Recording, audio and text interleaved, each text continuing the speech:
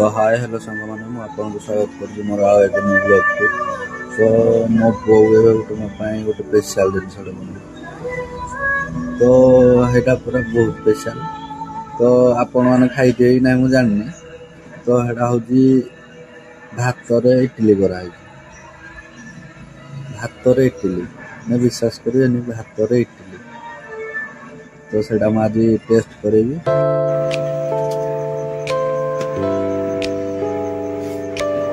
देखिए पाथे भातर इडली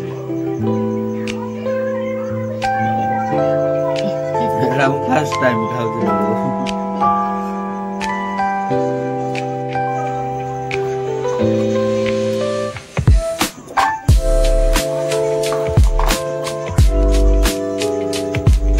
तो सांग मैंने मुझे देखी पारे मु खाइबा बसी जाइए।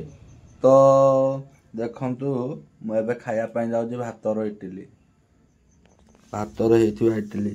तो ये देखो इडली ये हूँ ता सहित तरकारी बंधाकोबी हेका सब मिसिकी मिक्स तरकारीटा। तो चलते मुझे खाइबा जाऊँ।